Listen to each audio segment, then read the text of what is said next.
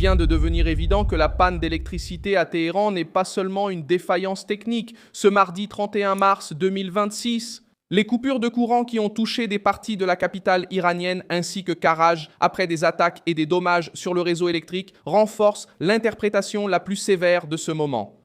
La garde révolutionnaire n'arrive plus à maintenir l'image d'un contrôle absolu, même au cœur du régime.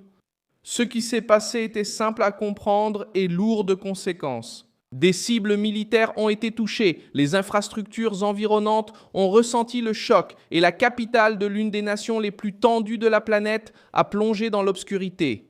Juste au moment où le gouvernement essaye de vendre l'idée de fermeté. Le problème, c'est que la panne d'électricité s'est ajoutée au blackout numérique. Le régime iranien avait déjà coupé tout l'accès à Internet dans d'autres régions. Depuis janvier, Reuters a rapporté que la connexion non satellitaire est tombée à près de 1% de la normale. Cela montre comment le système agit lorsqu'il ne peut pas contrôler les dégâts, il essaie de contrôler l'information. Comment cela fonctionne-t-il? En coupant la communication, en isolant la population, en bloquant la circulation des images et en rendant toute réaction interne difficile. Pourquoi? Parce qu'un gouvernement qui a confiance en sa propre stabilité n'a pas besoin de cacher ce qui se passe. Le blackout d'Internet, ajouté au piratage de la télévision d'État et à la répression qui a suivi les manifestations, montre moins de force et plus de peur de perdre le contrôle des rues. Et c'est dans le récit, précisément à Téhéran, qui devrait être la vitrine de l'autorité de l'État, que cela devient le plus évident. Quand l'électricité tombe dans la capitale, quand le gouvernement doit se dépêcher d'expliquer que la cible principale n'était pas la centrale, mais une structure militaire voisine, et lorsque le pouvoir du pays continue d'étouffer la communication interne, le message politique est dévastateur.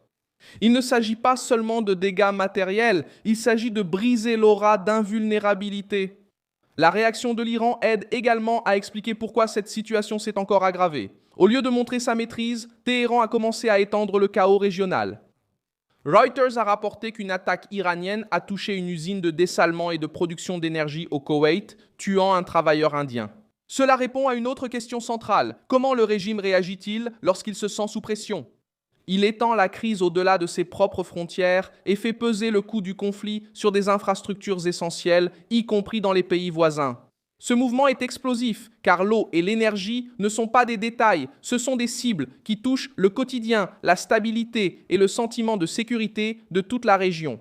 Le résultat est un régime qui, sous pression chez lui, commence à produire une forte instabilité du côté des États-Unis. Marco Rubio a déclaré à Reuters que l'opération a des objectifs clairs. Détruire ou réduire fortement la force aérienne, la marine et la capacité iranienne de lancer des missiles et des drones, en plus de frapper les usines qui soutiennent cet appareil. Il a également affirmé que Washington espère conclure cette phase en quelques semaines et non en quelques mois, et sans dépendre d'une invasion terrestre.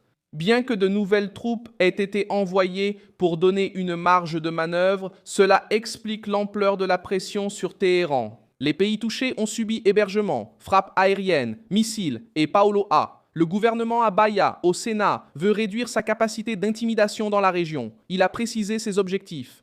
Travar o Estreito de Hormuz et un plan de réincarnation de la zone de sécurité est quelqu'un prêt à le faire, mais prêt à. Mais il est prêt à faire, prêt à faire, prêt à faire. Il est prêt à le faire, il n'est pas prêt à le faire. Lui non, il est prêt, prêt à cela, mais l'Iran et sa garde révolutionnaire. Et pourquoi? Parce qu'un régime affaibli essaie de survivre en cachant la vérité, en punissant l'information et en répandant la tension.